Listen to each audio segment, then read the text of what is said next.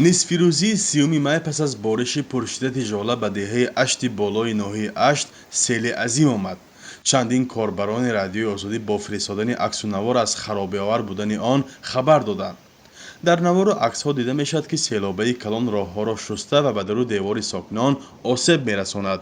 сокинон барои ҳифзи ҷони худ ба ҷойҳои дигар мераванд. дар хабарномаи хадамоти матбуоти ҳукумати Ашт навишта шудааст ки сел асосан чандин роҳҳои мошингузар ва пулҳоро тахриб карда, дар пайи он ситоди фаврӣ таъсис ёфтааст.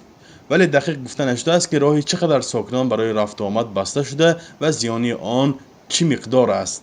мирзо ҳомид латифов, сардори идораи ҳолатҳои фавқулоддаи ин ноҳия, дар як суҳбати кӯтоҳи телефонӣ ба радиои Озодӣ гуфт, ки бинобар калон будани сел хисороти онро зуд маълум карда намешавад ва ҳоло дар пайи таҳқиқи он ҳастанд. ҳамчунин дар хабарнома омадааст ки барои чораҷӯии бартараф кардани оқибати селфароӣ раиси ноҳияи Ашт Шӯҳрат Муҳаммадзода ва муовини раиси вилоят Хол Ҳайдар ба ҷои ҳодиса рафтаанд. ноҳияи Ашти вилояти Суғ дар 400 километрии пойтахти Тоҷикистон ҷойгир шуда ва яке аз минтақаҳои осебпазири аз хавфи омадани оби калону ярз ҳисобида мешавад.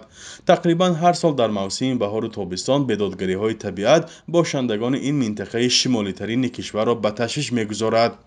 тӯли як ҳафтаи охир ба иттилои Кумитаи ҳолатҳои фавқулоддаи Тоҷикистон дар чандин нуқоти кишвар бинобар номусоидии ҳаво, борону барфу жола боғу роҳҳо ва манзилҳои сокинони бахусус кӯҳдоманро хароб кардааст.